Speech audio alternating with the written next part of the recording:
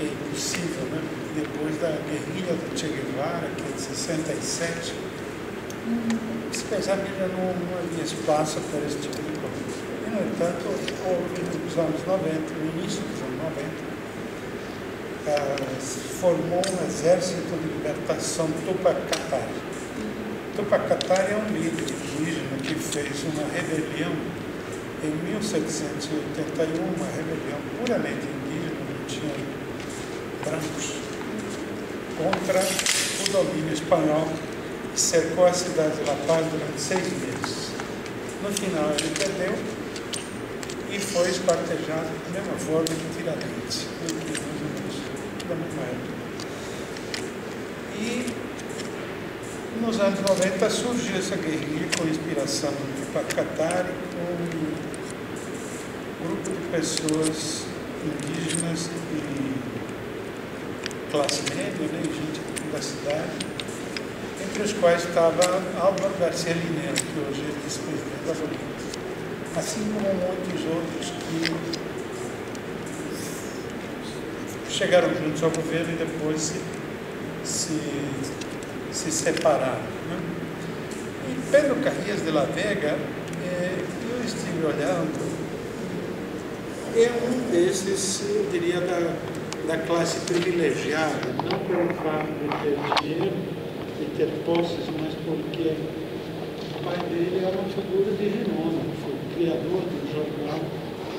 Os irmãos de Pedro Carrillas de la Vega, 2 deles foram ministros de Estado, uma com Carlos Messa, que foi encarregada de combate à corrupção, e a outra foi ministra do EVA, ministra da Educação.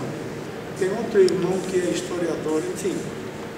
É gente que tem, digamos, um passado importante dentro da política, e não pelo fato de possuir poder econômico. E é o Pedro que entrou nessa guerrilha. Obviamente, não teve grande repercussão no exterior a guerrilha, porque não fizeram grandes ações. Eu lembro que o Garcia Linera foi pego tentando explodir uma torre de alta tensão, qualquer coisa assim, mas no final não houve provas em relação à participação dele e o processo dele foi arquivado. O Pedro foi preso, provavelmente em ação, não conheço nenhum assunto, mas o que eu vi é que ele foi preso em 98 e durante 2 anos o processo não avançou, não houve acusação formal, coisa que acontece até hoje. O governador de Pando, que é a província que fica em frente do Acre, até hoje está preso sem culpa formada, sem acusação formada. Então é uma realidade dramática, né? Mas aí ele conseguiu, fez um habeas corpus e, como não tinha sido acusado no prazo, muito menos o prazo, não sei quanto tempo, mas absurdamente tinha ultrapassado todos os prazos, então ele foi solto. Eu só queria colocar isso como um background dessa história que é muito louca, que de alguma maneira está trazendo essa permanente tentativa de unir o urbano com o rural, o índio com o branco, que na verdade no Bolívia não tem branco, né? Tem gente como eu, que são considerados brancos. E por isso eu acho que é interessante, de alguma forma, estar mostrando um pedaço da realidade que não é de hoje, é bem antigo.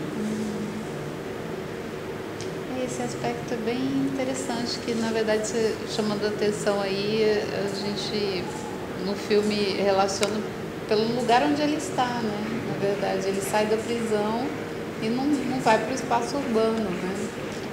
Quer dizer, ele quer ficar num lugar, né, onde ele consiga ver as estrelas e nesse sentido tem uma conexão, né, com a questão rural e talvez isso tenha motivado ele a essa conexão, né, mais do espiritual com as questões, né, indígenas nesse sentido. Não conhecia a história dele e o documentário muito bem produzido, assim, né, as imagens, né, uma coisa preto e branco, ficou fantástica nisso. E essa dimensão de pensar que a gente constrói, a gente é livre, né, para escolher a nossa própria prisão, né, o nosso próprio cárcere nesse sentido. Então assim, parece bem marcante essa consciência dele de que são opções que ele fez, né, que o levaram à prisão também e que o levaram a sair da prisão, né, uma opção nesse sentido.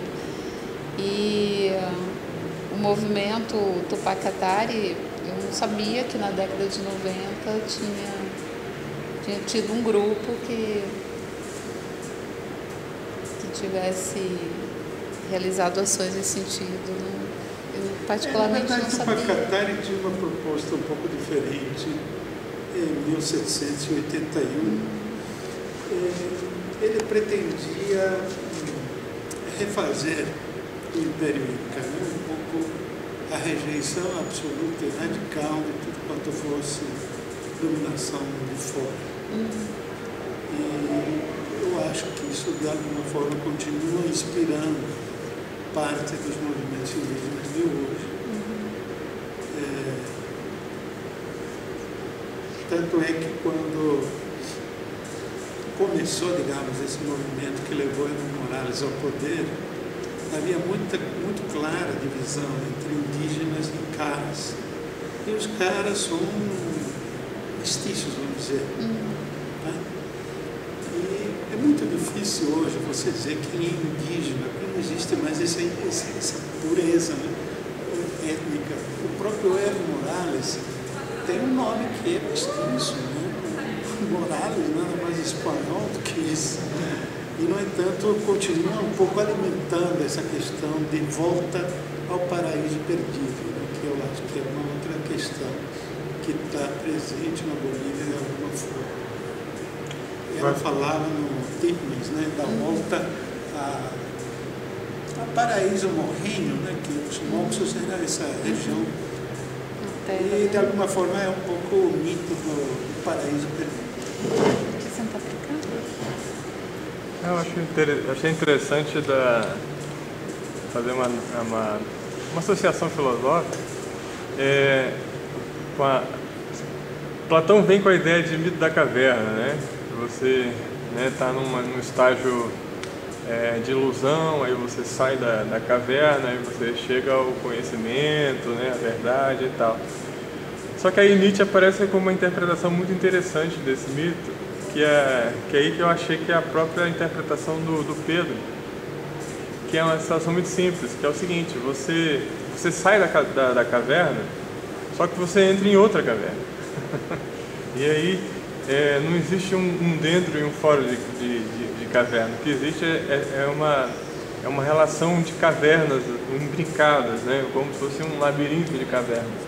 E aí o interessante é que o Pedro coloca essa situação com relação à sociedade livre e, vamos dizer, a sociedade carcerária nesse sentido, né? Que é como se fosse uma estaria presa numa espécie de caverna e a outra está livre nessa situação. E aí o interessante é um pouco essa inversão, né? Que no final das contas não há uma liberdade pura, né? Uma pureza de liberdade, mas há uma infiltração de liberdades e prisões, que aí o que faz você ser livre é você se meter nesse jogo, né?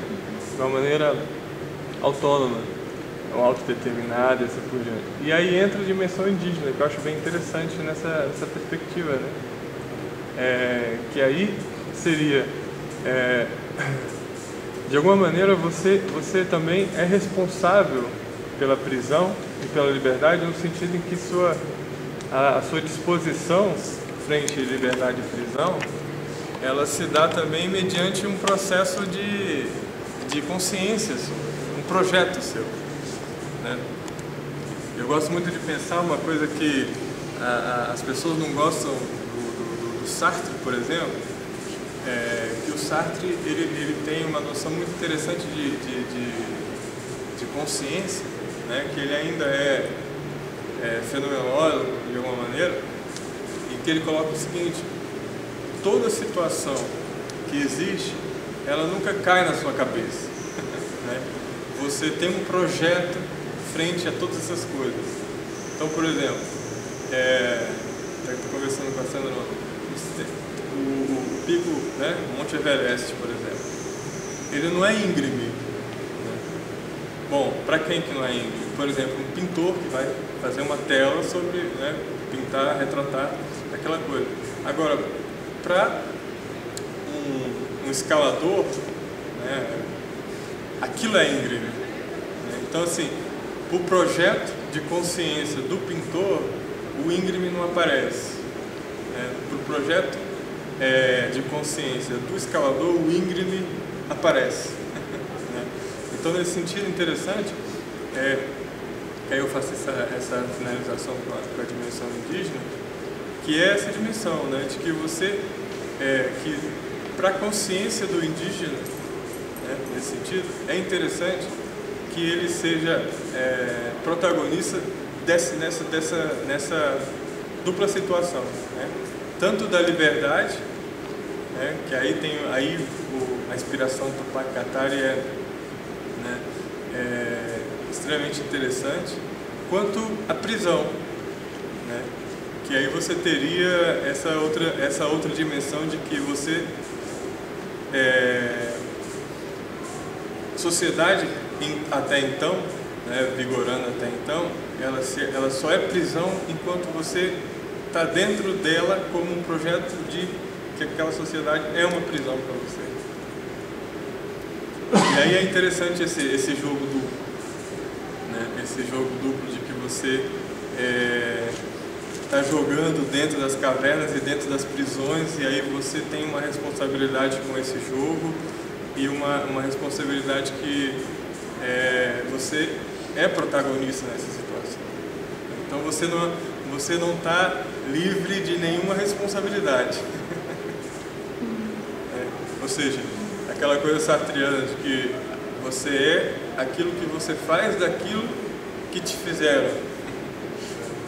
Então o Pedro está na cadeia, mas ele conseguiu fazer a cadeia é um espaço de liberdade, né? Nesse sentido.